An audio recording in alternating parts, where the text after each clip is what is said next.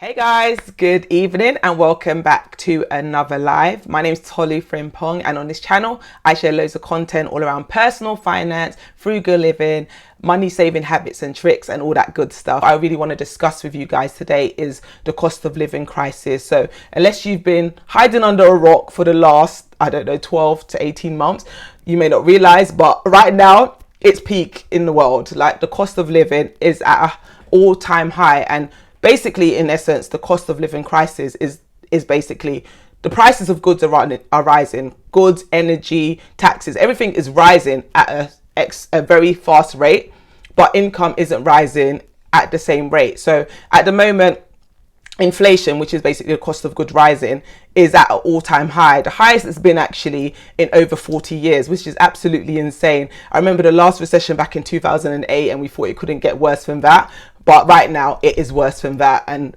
yeah, the cost of living is just, it's just out of control, really. Everything is so expensive. It's currently at 9.4% in the UK. In the US, I believe it's at 9.1. In Canada, I believe it's at 8.1 as well.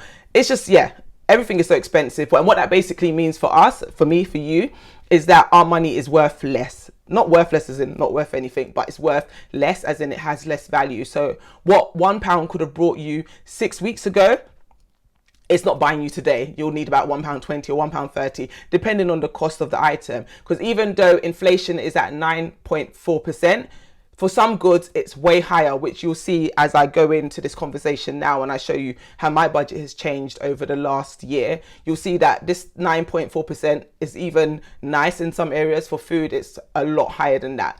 So yeah, that's basically, in essence, what inflation is and the cost of living crisis. And the reason why we just need to be really mindful of it and aware of it and conscious of it is because, like I said, our money is losing value. So we really need to make sure we are making the most of our money and getting our money working for us. So what I'm going to do now is actually show you what it looks like, or talk you through what it looks like, should I say, for myself and for my budget. Looking at my budget from 2021 to 2022. And side note, actually, this is why I think having a budget is so important. I'm able to actually do this exercise and look at how much things cost me last year versus now, because I've been budgeting for all these years. So I'm able to really track and see how much I was spending last year versus this year versus the year before, which is why I bang on about budgeting so much. If you haven't subscribed to my channel, definitely subscribe if you're new around here watching me for the first time. But if you are a returning subscriber, you know that budgeting is something I'm always speaking about.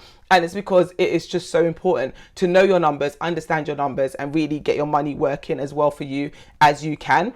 But anyway, I digress. Going back to my budget for 2021. So food, on average, so last year I looked at how much I spent in July, and that was pretty much the trend for last year. I spent on average between like 230, 240 to 250, 260 on groceries, and that's for a family of 5 living in London. I had me, my husband and my 3 sons, and that's how much we were spending last year.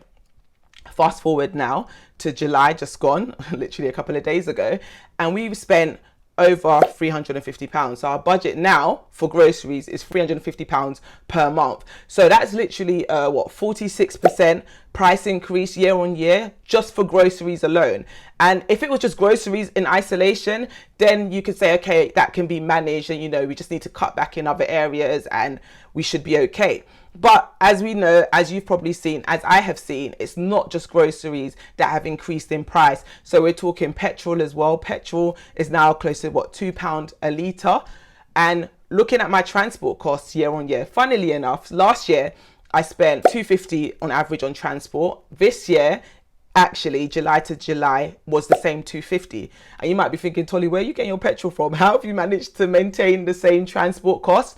But actually, one thing that I've found myself doing since the start of this year is walking a lot more. So whereas before I would drive everywhere, drive to the school run, drive to my mother-in-law's house, drive, literally just jump in the car and go and not even give it a second thought. Now, with costs being so high, petrol costing so much, I have to be mindful about the trips that I take in the car. Even when the kids are running late for school, I want to jump in the car. I've got my husband in my ear telling me, no, walk, take the car, don't take the car. they can ride their scooters and you can walk with them. And towards the end of this academic year, my sons were always complaining, like, I don't want to walk. Why do we have to walk every day? Every day we have to walk. The car's right there. And I'm like, yeah, you guys don't understand what is going on here. Petrol is too expensive. We need to use our 2 feet and walk to our destination. So that's how I've kind of been able to offset the transport costs over the last few months. Even though petrol's rising a lot, I've just tried to avoid using the car as much as possible and walk or use the scooters where we can.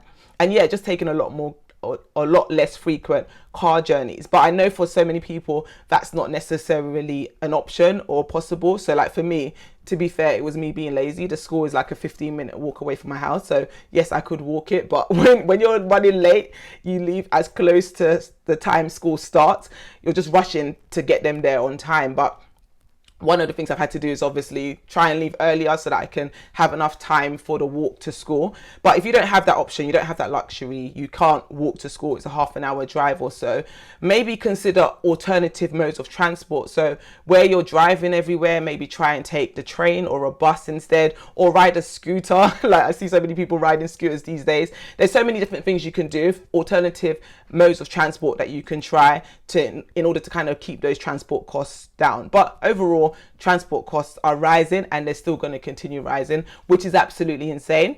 And then if that wasn't enough, another area that I noticed in my budget where the prices have literally skyrocketed, as you know, can you guess in the comment section? Literally the cost of energy. So I'm talking gas and electricity. The way it's rising is insane. Like it's just so crazy. Even when I watch like the news or I listen to Martin Lewis and he's doing these forecasts about these price hikes that were coming in April just gone, I don't think I really processed how much money it was going to be until April came and I noticed my gas bill literally skyrocket. So July last year, we were spending approximately, I wrote it down here, 110 on gas and electricity. So probably like 40 on electricity, about 70 on gas. Fast forward now to 2022 and we are spending £200 on the same gas and electricity. It's not no premium version, it's not a better version, it's the same gas and electricity that we're now paying £200 a month for. Absolutely insane. Like it's just so crazy. That's an 81% price increase just for our gas and electricity from like what, October last year, August last year to now. And what's even more insane is that in October it's set to rise by another 60-something%. So yeah, cost of living, we are actually in a cost of living crisis. Cost of living is out of control. Everything is getting so expensive.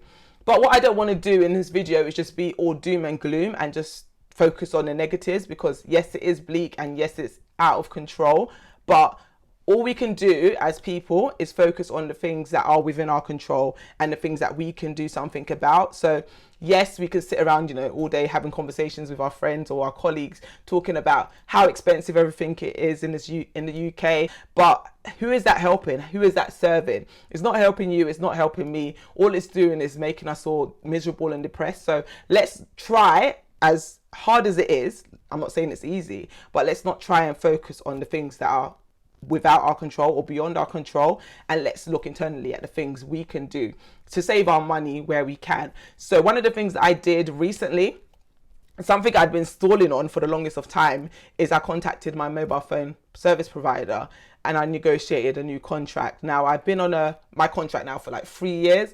So bear in mind that it's a 24-month contract. So after 24 months, I should have been on the phone calling them and like, yeah, I need to cancel this internet. I need to I need to cancel this mobile phone contract because yeah, I need a better deal. But I was stalling and procrastinating for the longest of time. And then eventually I was like, do you know what? I need some spare money and I'm just spending too much on all these price increases. What can I do to save money on my budget somewhere?